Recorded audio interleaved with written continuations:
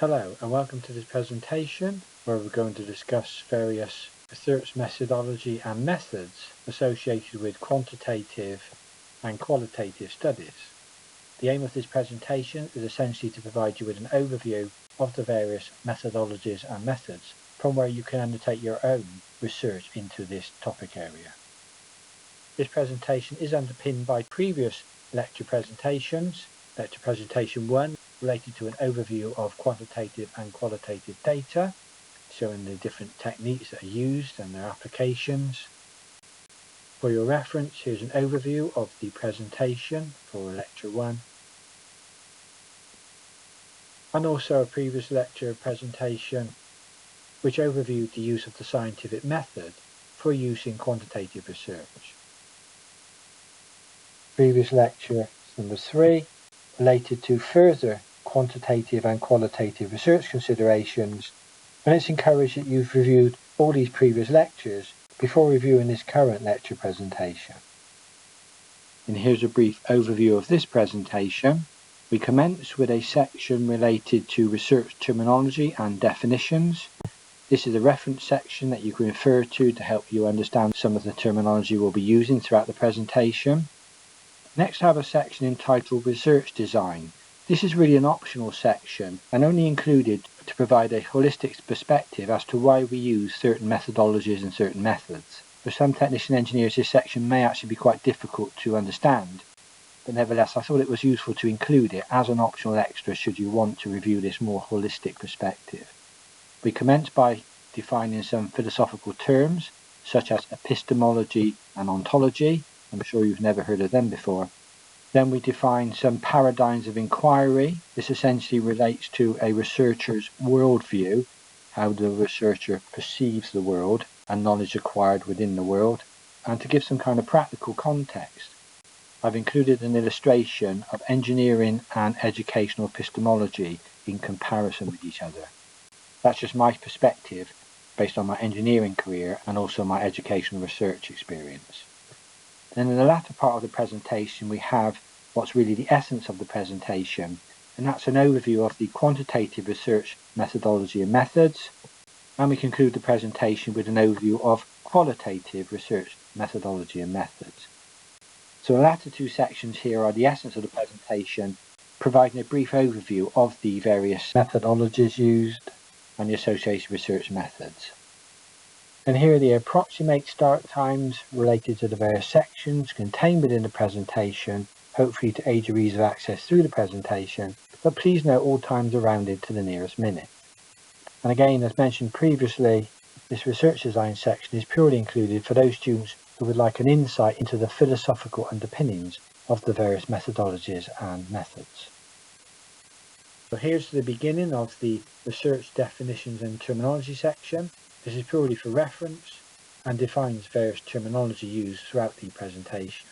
On the left hand side we have the term, on the right hand side we have the meaning. I'll let you review these definitions at your own pace. As I said, you can always refer back to this segment of the presentation should you require to do so later on.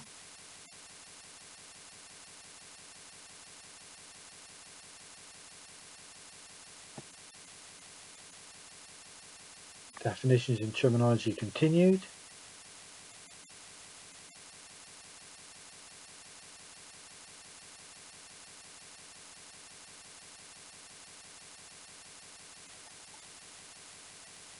And definitions and terminology continued again. As I say, this table is purely for your reference, should you need a fuller understanding of some of the terminology used later within the presentation.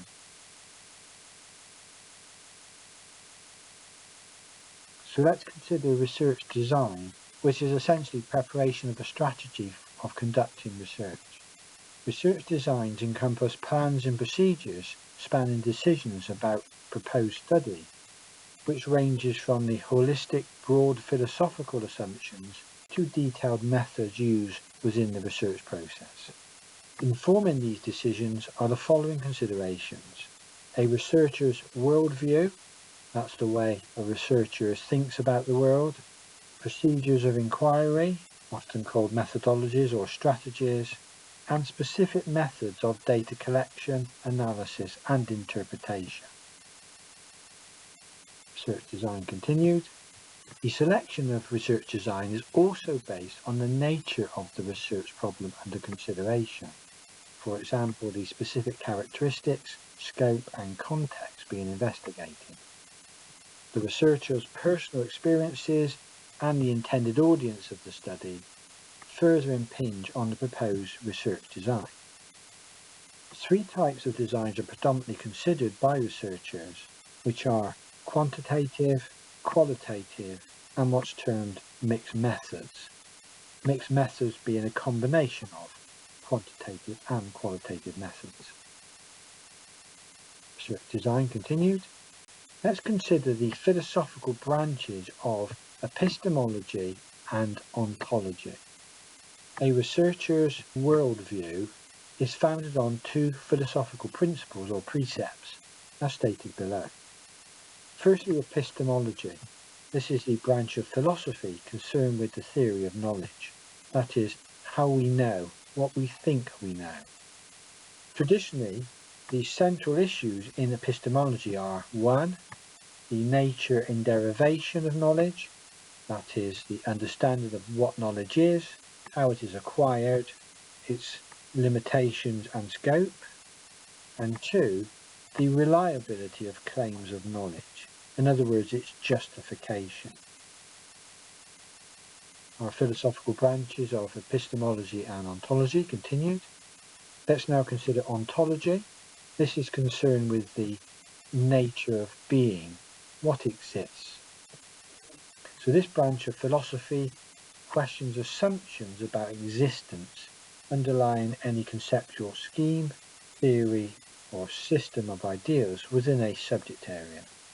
Researchers may hold different ontological stances, such as realism, so believing reality exists independently of our perception; idealism, believing reality is constructed through our minds and our ideas; pragmatism, believing reality is what works and is useful in practice. Our philosophical branches continued here. So decisions related to the above principles are considered fundamental to the entire process of research, in other words, to the research design. That's from the initial idea for the research to the formulation of research hypotheses or research questions, the researcher's role, methodological choices, selection of data gathering methods, selection of data analysis procedures, and the approach to writing about the research findings. In essence, how researchers position themselves in the world to some extent dictates what they are able to know, with the epistemological assumptions being associated with choice of philosophical paradigm in which the research is to be undertaken. Research design continued. Let's now consider philosophical paradigms and associated research methodologies. Within a research context, the choice of paradigm in which a study and findings are grounded is based on a researcher's perception of the following philosophical categories, also termed paradigms of inquiry. It should be noted that the distinction between these paradigms can be blurred. Different headings are sometimes used. So here are our paradigms of inquiry relating to basic belief systems or the researcher's worldview. So I'm showing here 4 paradigms. Left-hand paradigm here is termed positivism, sometimes also referred to as the scientific paradigm. Next we have post-positivism, then we have critical theory, and the final paradigm shown here is constructivism, sometimes referred to as the interpretivist or naturalist paradigm. So again, I'm giving you a very broad overview here. Different reference resources might use slightly different terminology or perhaps have more paradigms, but I think as technician engineers this will give us an overview of this particular type of philosophical debate and philosophical consideration. So for each of the paradigms I'm going to outline the various characteristics. So let's consider ontology. As we stated before, is concerned with the nature of being and what exists. So under the heading of positivism, reality is real and it can be found. On the heading of post-positivism, reality is still real, but only imperfectly found. Critical theorists consider a virtual reality is shaped by social, political, cultural, economic, and gender values, and this virtual reality is developed over time. For constructivism, reality is founded on local and specific constructed ideas. Here's our paradigms of inquiry. This time we're considering the epistemology of each of the paradigms. And remember, the epistemology is concerned with the theory of knowledge. So in positivism, epistemology relates to findings that are considered true. Knowledge found is considered true. In post-positivism, findings from research are probably true. In critical theory, findings are considered transactional, subjective, and underpinned by the researcher's values. In constructivism, findings are created that are transactional and subjective.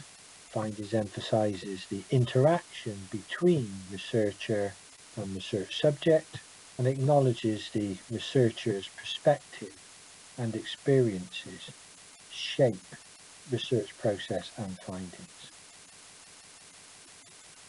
Paradigms of inquiry again, but this time we're considering methodology within the paradigms. The methodology is essentially the research design related to the data generation and analysis methods used. So for positivism, as you'd expect for a scientific paradigm, the methodology relates to experimental manipulation, in other words, changing variables within our experiments to verify the hypothesis presented. In post-positivism, research uses modified experimental manipulation, where some of the evidence found could come from different techniques. Not everything is devised directly from the experimental methods, and indeed some of the evidence would not count as consistent with the hypothesis. In critical theory, the methodology suggests we reach a comprehensive conclusion using dialogue, debate, or even internal contemplation, where opposing ideas are explored and synthesized, brought together. In constructivism, findings are not naturally occurring, but are constructed and interpreted through dialogue, passage of time, and the context of the research. Paradigms of inquiry continued, and finally we consider whether quantitative or qualitative methods are used to gather data. And in positivism, as you'd expect, again from a scientific paradigm, mainly quantitative methods used relating to the collection of numerical data. Post-positivism, mainly quantitative data, but this may also include some qualitative methods. In critical theory, mainly qualitative methods, and in constructivism, data collection essentially relates to qualitative methods. So there's an overview of the paradigms of inquiry which leads to methodologies applied by the respective researcher. Research design continued. Let's now consider characteristics of engineering epistemology. I'm trying to relate here this quite complicated understanding of epistemology to more tangible aspects of engineering practice. So for example, engineering epistemology does not seek knowledge for knowledge's sake. As engineers, we only seek knowledge where we want to apply it to solve a particular problem. So essentially knowledge and application engineering are inseparable. Engineers seek solutions, not necessarily fully understanding the knowledge or the solution used. Engineers often have to solve external, ill-defined problems of society. There's a focus on design and development of physical artifacts. As engineers, we tend to view the world through a scientific lens.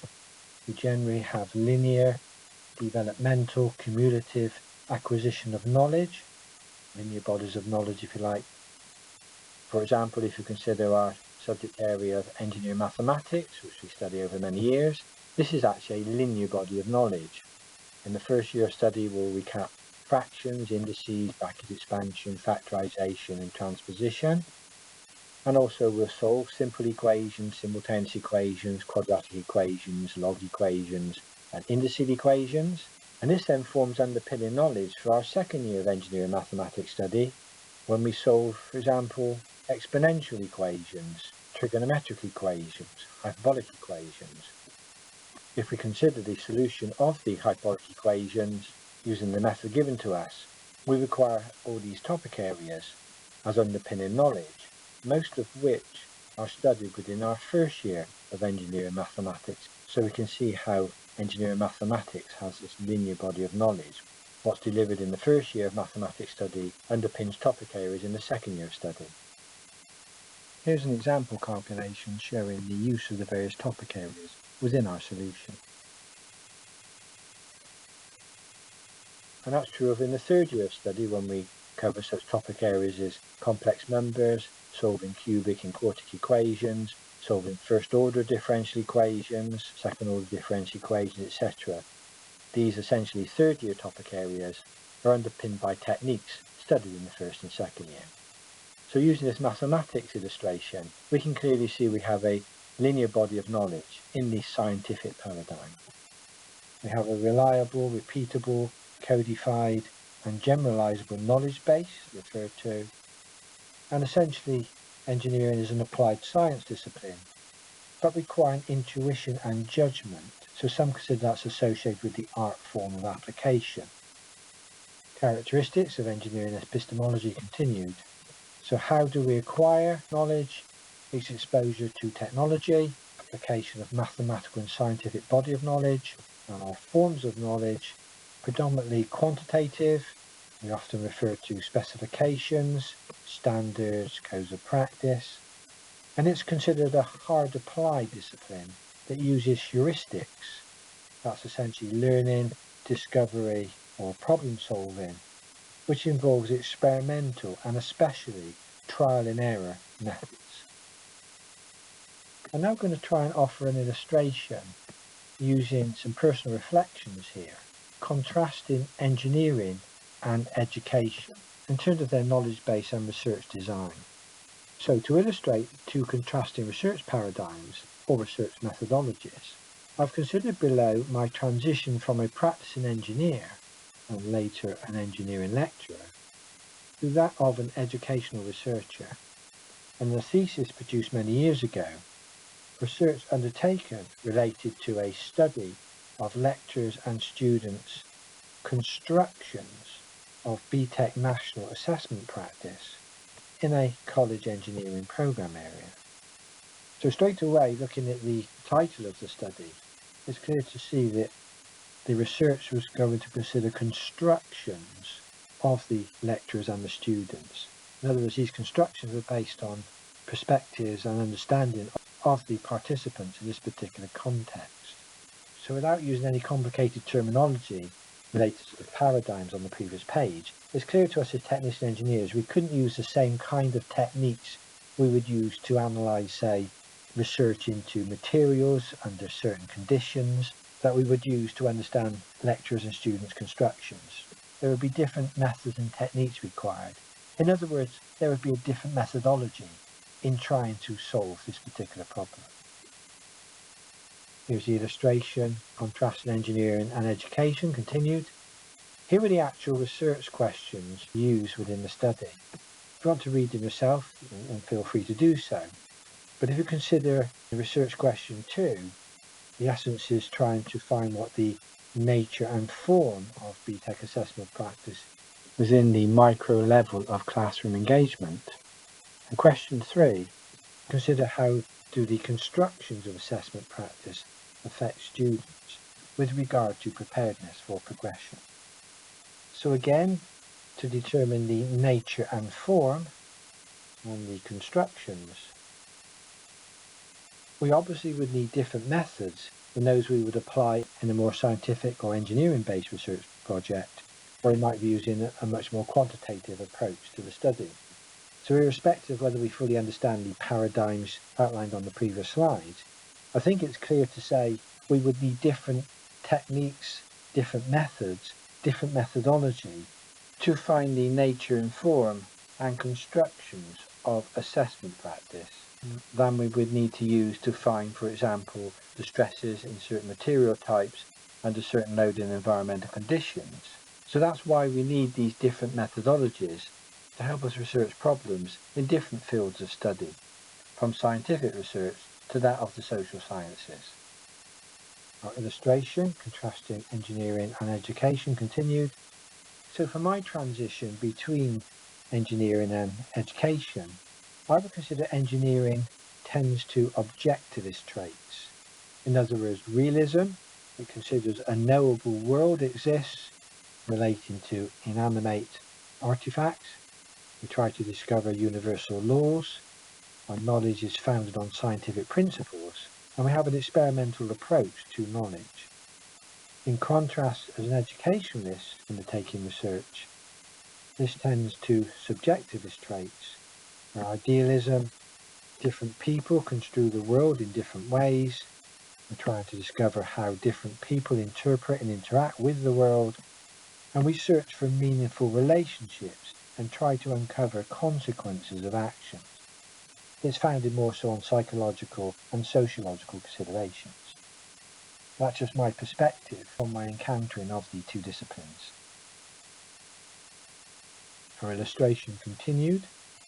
So if we now consider the epistemology of educational research, knowledge tendency to be defined as hard, real, and having the capability of being transferred in tangible form, more quantitative form, or educational knowledge can be softer, more subjective, spiritual, or even transcendental characteristics. These are based on insight and related to personal experience. So within an educational research context, epistemology can concern principles and rules by which social phenomena can be known and how knowledge can be demonstrated. So educational research yields ideas and theories accepted for as long as they help understanding of evidence. But these ideas and theories are constantly superseded and changed when new evidence is obtained, which conflicts with them. And to try and illustrate this point, as technician engineers, we're fully aware of Newton's laws of motion, which underpins all our engineering science study, has been shown for many centuries to apply to all general engineering problems on planet Earth. If we consider this in the context of the COVID pandemic and the lockdowns of the early 2020s, these laws and essentially this knowledge was applied the same before COVID, during COVID and after COVID. So in engineering it's considered hard applied knowledge.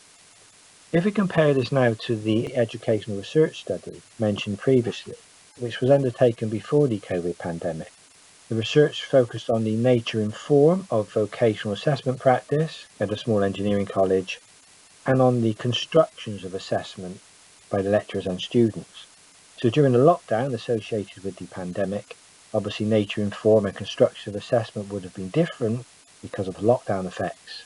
But after the COVID pandemic, such research questions may need to be reviewed again to determine any changes in the nature and form and construction of assessment practice. So the educational research and the knowledge acquired is softer and obviously influenced by changing perceptions of students and lecturers in this particular context. This is by no way a definitive review, but just trying to show the difference between knowledge created in the scientific / engineering context, which is often referred to as hard applied knowledge, as opposed to knowledge generated within the social science or educational research field, which can be considered softer and more subjective. So referring back to our slide of paradigms, I would suggest that engineering is in the post-positivism paradigm, with reality being real but only imperfectly found, findings from our research probably true, methodology modified external manipulation, and probably some of the evidence that we found in our research or in our work may not always be consistent with the hypothesis, but we have enough evidence to justify the use of the knowledge found. Research methods mainly quantitative, but we could use some qualitative methods where perhaps we have human factors that impact on our research. As for educational research, I suggest it fits more so in the constructivism paradigm, where our reality is founded on the local, specific constructed ideas, findings created that are transactional and subjective. Our findings are not naturally occurring, but constructed and interpreted through dialogue and indeed the passage of time and context, and we would use qualitative methods to gather our data. So you can probably see that the interpretation of paradigms is slightly subjective, but those would be my interpretations from my experience of the two disciplines. In a more diagrammatic presentation, I see engineering essentially moving from a post-positivist, where reality is out there, defined, although we probably never exactly find what reality is, to the educational research where reality is constructed by the various actors, such as lecturers and students, in a specific context. As I said, that's my perspective. So if you have reviewed this section, you're still awake, well done. As I said, I've just added this section to try and give that holistic perspective on why we use certain methodologies and methods. This is the essence of the presentation, and that's what we're going to now review for the last part of the presentation. This slide contains a very brief outline of quantitative methodologies and methods. So here's an overview of the quantitative methods and methodologies considered. Experimental research. This manipulates one variable to find the effect on another, whilst controlling the external factors associated with the experiment, typically using what's termed random assignment of groups. Quasi-empirical research. This is similar to experimental research, but lacks random assignment. Thus it's harder to establish definitive causal relationships. Descriptive research. This focuses on systematically describing characteristics of a population or phenomenon without manipulating any variables. Survey research. This collects data from a predefined group of respondents using questionnaires or interviews about attitudes, behaviours, or demographics. Correlational research. This is used to examine the statistical relationship between two or more variables without implying causation. That's the relationship between the cause and effect. So now let's consider in greater detail the 5 types of quantitative research approach highlighted on this slide. Quantitative research methodology and methods, theoretical perspectives. Let's consider experimental research. Experimental research involves a hypothesis and manipulating one variable, termed the independent, to observe its effect on another variable, termed the dependent. Data in an experimental study must be quantifiable and so capable of being counted or measured. The purpose of the experimental research is to discover a correlation and a relationship between the dependent and the independent variables. Within the experimental research, random assignment of control and experimental groups is used. Random assignment is a method used to apportion participants into different groupings, such as a treatment group, for example, a group being exposed to a new treatment process, and a control group, which does not experience any changes related to the research being undertaken. Experimental research continued. This approach helps create comparable groups at the commencement of a study, minimizing bias and allowing researchers to confidently associate any observed differences to the new treatments, processes, etc. This true experimental research approach to quantitative studies is considered the gold standard for establishing causality, that's the relationship between cause and effect, and is widely used in the sciences and in psychology. Let's consider quasi-empirical research design. So a quasi-empirical design resembles the aims of a true experimental design in endeavouring to establish a cause and effect relationship between the independent and dependent variable, but differs in the lack of random assignment of participants to control groups. Instead, participants are typically allocated to groups based on pre-existing characteristics and conditions. This method is used when true experiments are impractical, unrealistic, or unethical to perform, for example, within aspects of medical research. In such cases, researchers study the effect of an intervention or treatment on a pre-existing group, comparing it to a pre-existing non-equivalent control group. Let's consider descriptive research. Descriptive research is an appropriate choice when the research aim is to identify characteristics, frequencies, trends, and categories of an entity, for example, a population, an institution, situation, phenomenon, etc.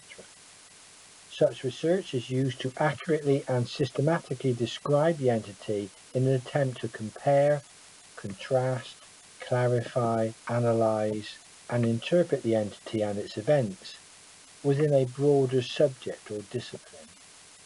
Unlike in experimental research, the researcher does not control or manipulate any of the variables associated with the entity, but only observes and measures them. This approach is useful when little is known about an entity, as before undertaking research, it is first required to understand how, when, and where the entity happens. Descriptive research continued.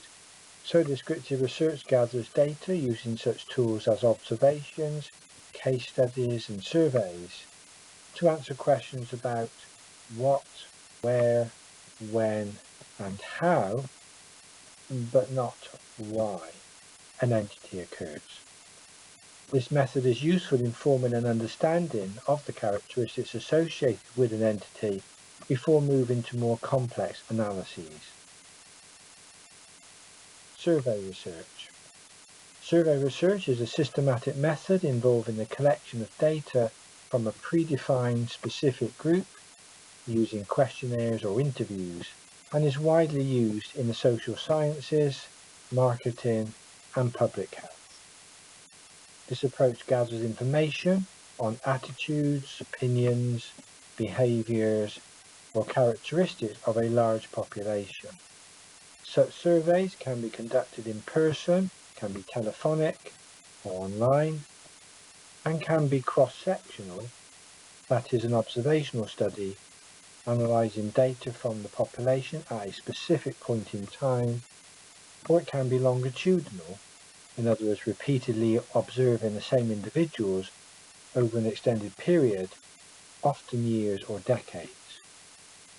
Analysis of large data sets can represent a population's diversity, and the data collection can be generalized to the larger population with more reliability than data collected through a case study. And finally, let's consider correlational research. Correlational research is a type of non-experimental descriptive research where the primary goal is to examine the relationship between two or more variables without manipulation or control by the researcher.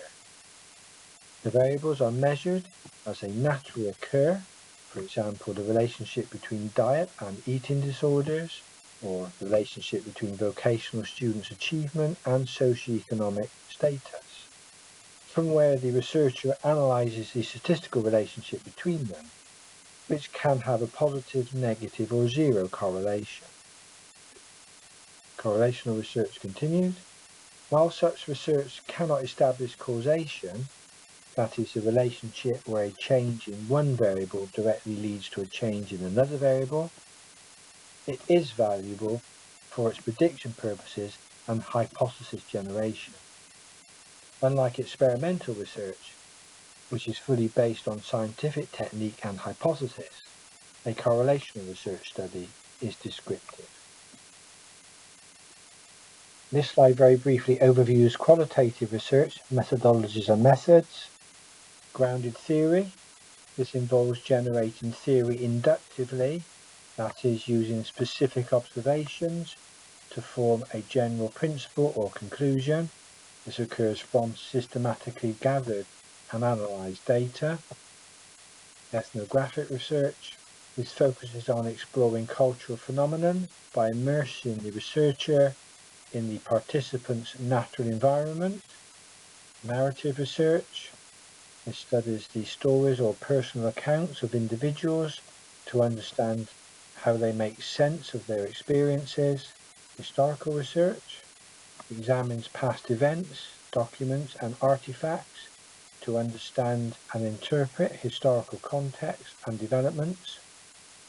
Case studies uses an in-depth exploration of a single case or a small number of cases within their real-life context to gain detailed insights. And finally, phenomenology. This is a method aimed at understanding and describing individuals' lived experiences of a particular phenomenon from their own perspectives. On the following slides, we will now review each of these qualitative research approaches in more detail. So let's now review some qualitative research methodology and methods. Firstly, grounded theory. This methodology is aimed at constructing theories from real-life observations that are grounded in systematically gathered and analysed data obtained through the research process. Grounded theory is particularly useful in areas with limited existing theory, offering a structured but flexible approach to understanding complex social processes. Unlike other methods that begin with a hypothesis, grounded theory starts with data collection, allowing patterns and themes to emerge organically. Grounded theory continued. Researchers use an iterative coding process through initial or open coding, that is exploring data category identification. Use intermediate coding, connecting and selecting core categories, and advanced coding, where they refine concepts and theoretical coding so they can identify relationships and build theoretical frameworks. This method emphasizes constant comparison, where new data are continuously compared with existing categories to refine the emerging theory. Qualitative research, methodology and methods continued. Ethnographic research. The aim here is to provide meaning for the culture under study, and the strength of ethnography lies in the use of more than one method, this flexibility allowing for change as the research continues over time. The process involves the collection of data via field notes, journals, audio-visual material, and cultural artifacts, and the analysis of this data using codes and references. This methodology is rooted in anthropology, using participant observation and fieldwork over a period of time to focus on the in-depth study of people and cultures within their natural environments. Ethnographic research continued. So researchers immerse themselves in the daily lives of participants to study social interactions, rituals, language, and behaviours of small societies. The aim is to provide meaning for the culture under study through the capture of insiders' perspectives, sometimes called an emic view, whilst maintaining a degree of objectivity and detachment. Ethnography produces rich, contextualized data, revealing the meanings individuals assign to their experiences. Ethnography is especially useful in exploring social practices, community dynamics, and organizational culture, offering nuanced insights not easily obtained through other research methods. Qualitative research methodology and methods continued. 3. Narrative research. Narrative research is a methodology that provides a way of thinking about and studying how individuals construct meaning through their storytelling. It focuses on the stories that people tell about their lives, their experiences, and identities, treating these narratives as both data and a method of analysis. Researchers collect stories through interviews, journals, letters, or other personal documents, analysing them for structure, content, and context. The method emphasises the temporal, time-related, and social, society or organisational dimensions of experience, often situating individuals' narratives within broader cultural or historical frameworks. Narrative research continued. Narrative research is particularly effective in understanding personal transformation, identity development, and lived experiences, making it a useful tool in psychology, education, and health research. Qualitative research methodology and methods. Historical research. Historical research is a methodology involving the systematic collection and evaluation of data related to past events, phenomena and patterns, and used in an effort to understand their causes, contexts, and consequences. This approach relies on primary sources such as letters, official records, photographs, and artifacts, as well as secondary sources like scholarly interpretations. Researchers critically assess the authenticity, reliability, and bias of sources to construct accurate narratives or explanations. This approach is valuable for tracing the evolution of ideas, institutions, or practices over time. Historical research continued. Historical research design can be applied to such academic disciplines as history, anthropology, sociology, education and cultural studies, and not only preserves past knowledge but helps inform present understanding and future decision making, especially in fields like education, policy and social sciences. Qualitative research and methodology methods continued. Case study. Case study research is a methodological approach often used in the social sciences and humanities to generate an in-depth understanding of a contemporary issue or phenomenon through the contextual analysis of a single case or a small number of cases. A case can be an individual, a group, organization, event or process. Researchers collect data through multiple sources such as interviews, observations, documents, and artifacts to gain holistic understanding of the case.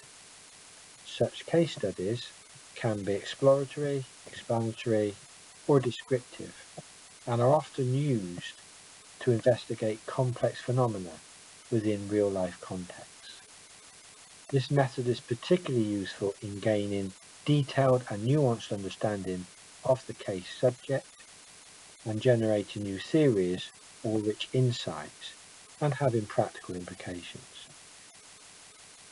Qualitative research methodology and methods continued. Phenomenology. Rooted in philosophy, phenomenology is a research methodology focused on studying and describing experiences of a particular phenomenon, such as the way people conceptualize their lived, shared experiences. Phenomenology seeks to uncover the essence of human lived experiences by researchers setting aside, that is what's termed bracketing, their perceived notions. Techniques typically include use of in-depth interviews to gather detailed descriptions from participants, analysing the data to identify common themes and meanings. Phenomenology is particularly suited for studying subjective experiences such as grief, joy, or professional identity, offering deep insights into how people perceive and make sense of their world. So that's the end of the presentation. We've outlined some research methodology and methods associated with both quantitative study and qualitative study. I would now encourage you to research these various methodologies and methods, delving deeper into their descriptions, considering the pros and the cons of each of the methods, and specific illustrations of how they're applied across sectors of industry and commerce. Here's the bibliography used to help generate the presentation. Our first slide.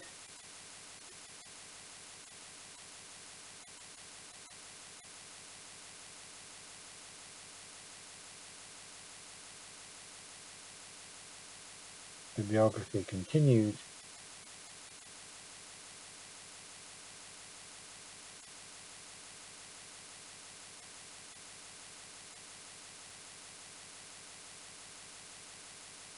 And I hope this presentation has been of some use to you, and as always, thank you for viewing.